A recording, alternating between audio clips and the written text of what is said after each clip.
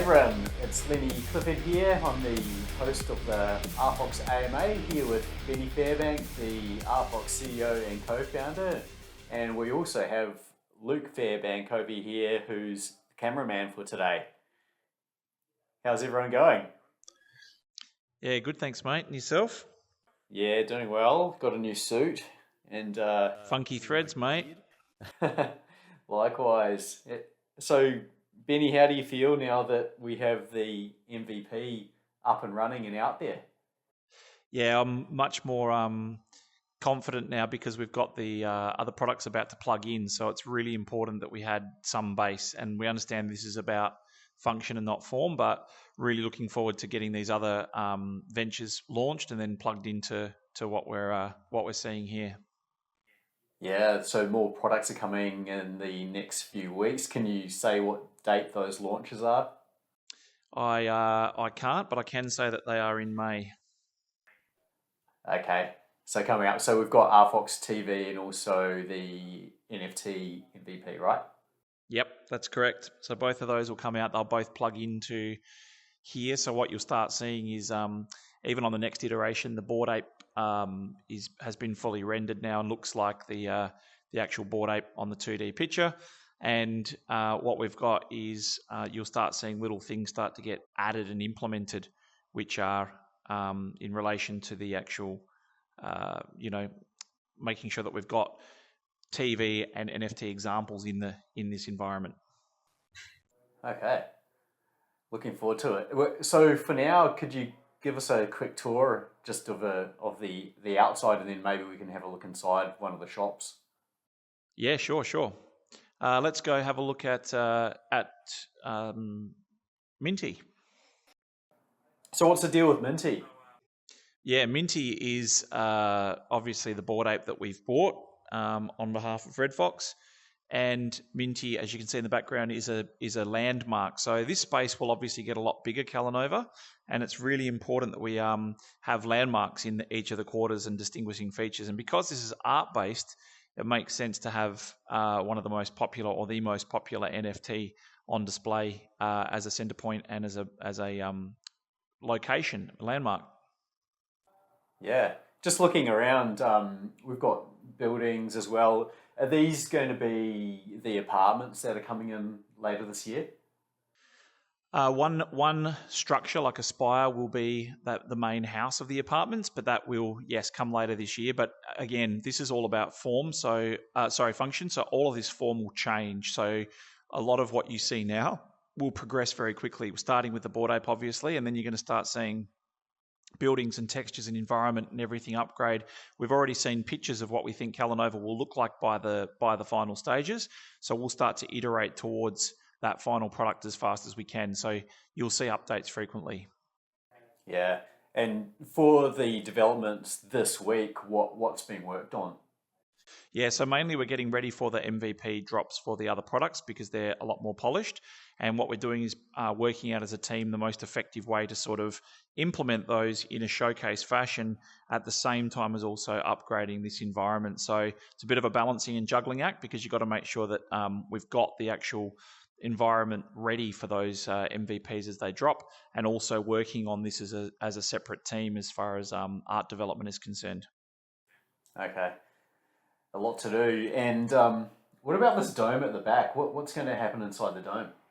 So the dome will be able to house a series of different types of events that will all be art themed or based. You'll notice that some of the shops in here, once they open, they won't be necessarily just art based. So there'll be a mixture of different types of businesses. But the dome also can be multi-purpose, of course, but it will focus on and try and celebrate as much as we can the more artistic culture. And if you think about art, it is a very broad subject. So that could be a hint as to some of the things that could end up happening inside of the dome. Yeah, there must be a lot of opportunity, and if you look at the creator economy, and there's something like 50 million creators out there, and there's huge demand to create new content. So a lot happening there. What's the vault going to mean for the creator economy? Oh, the Vault's going to be huge because it's basically the reference point for the creators to be able to tap into audiences of millions of people. And that'll be through TV, NFTs, and also the things that the creators have actually built. So each time someone builds something or creates something and brings an audience in, the audience that is shared here grows and grows, meaning that the more people that, a new creator can come in with no relative fan base and can be relatively unknown. If they've got a quality product, they get a chance to tap into a massively diverse audience and a chance for them to really launch a brand within the metaverse. Yeah, and it's a whole new ground as well. It's it's never been done before, so you've got an opportunity to create something very unique, right? And with gaming engines, I guess the possibilities are endless. What you can actually create in here. Yeah, exactly. I mean, the fact is that just the social element of being able to be in the same room with you, being in different countries, and the fact that we can get together with people much more easily. I think that I can't wait to move stuff like Discord calls and to move some of the meetups that we do in our office meetings and everything into this virtual space. So that's why the onus is on us to really sort of improve this the aesthetics and to make sure that the functionality is there. But even getting payments to work through a headset and authorized through your mobile wallet was a tremendous feat. So we're doing that on multiple chains as well. So we need to make it so that everything that you're doing is within the headset. And obviously when we bring out the app version, that everything you can do is on the app as well. We don't want people having to go out and change devices to be able to interact here. Yeah, okay. And so you're in closed beta testing right now. What sort of feedback and what sort of data is coming back to make you act on and make changes? Yeah, so of course, we know that this is like the line of code version, right? So it's really rough and it's the raw, dirty MVP. But most people have actually given feedback on the positive side, talking about the fact that we've already got chat, multiplayer. I think people love climbing the buildings. That was and initially it was something that wasn't supposed to be there, and then we called for it to come back because we think it's a feature. So I think the exploration and the social side of things have been really positive. Lots of people providing suggestions on how we could improve, but mostly they're asking about how they can get involved, how they can contribute, when they can create. So feedback's been tremendously positive. We thought going out with a dirty MVP, people would be quite critical, but as I say, because we've got a lot of these functions and features that some of these VR apps take a long time to integrate, that's been well received. Yeah, there's also a little bit of confusion from what I can see out on Twitter. Like, while there's been a lot of great feedback, there's a few comments here and there, people saying, "Oh, well, such and such project's already launched. You're 6 months behind." But it seems like people are talking about just metaverse trailers that they've seen as opposed to MVPs.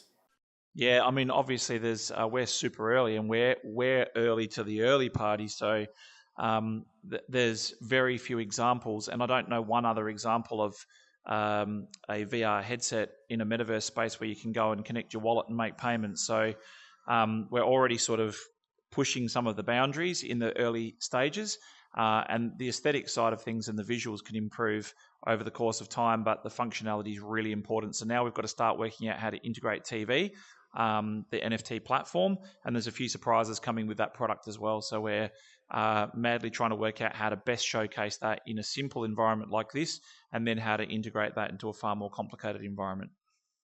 Yeah, okay. Should we take a look at inside one of the shops? Yeah, sure. See you on the other side.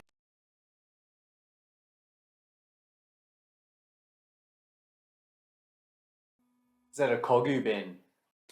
It is. So Cog will have a very special place in the RFOX vault, which we'll explain shortly.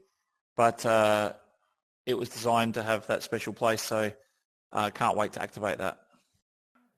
Yeah, definitely.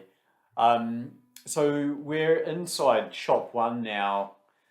What are the steps needed to take this to the next level? Like, eventually want to have brands coming into these shops and putting their NFTs in. That's quite far down the track, right? But what are the steps to work towards that? Well, this is just, again, a template to show function of what a shop could do and how it could look. what we're doing is we'll produce very shortly some templates that the shop owners can use through the shop owners portal, and that'll give them the flexibility to be able to customize their shops and to set them up to be very distinctly different. So again, this is just a mock-up just to showcase the actual NFTs themselves, and this environment will rapidly change. Yeah. There's a couple of new templates coming for the interiors, aren't there? Yeah, so what will happen is they'll start with a couple and then they'll keep adding to those, and then the textures will add, and then the portal allows the shop owners to be able to configure their NFTs and then change the color schemes and to change the templates and to really sort of have a bit of creative freedom to make their shops very unique. And with a number of combinations, it's kind of like PFPs, how you see that they might have 200 different hats and 10 different t-shirts, but yet the combinations are all unique. So they'll be able to do things that give them their own flavor and style. Yeah, okay, great. And imagine if there was a bit of music in these shops, kind of like a shopping centre, maybe not such bad music that you'd hear in a shopping centre, but that would be pretty cool. Yeah, so Ambience is coming very shortly. That's one of the things we want to focus on. And again, it's all about sort of wanting to make sure that we could get the payments working on the NFTs and wanted to make sure that we could get the chat like we're having now and the multiplayer and all of this functionality set up. So Ambience is one of the next things that we'll work on as far as piped music and selecting different ambient sounds. Yeah, that's it.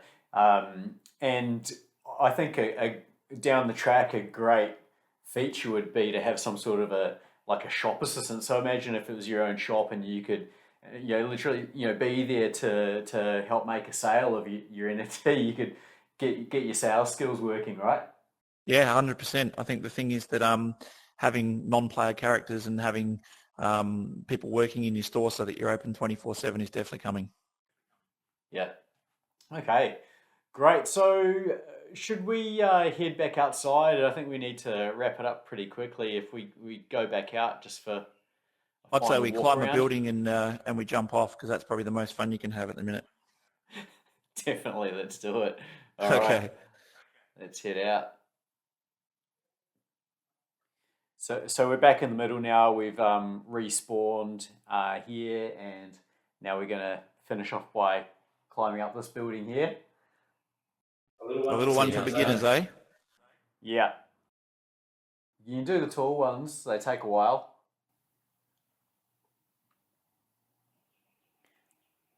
Let's see if we can do it. First go.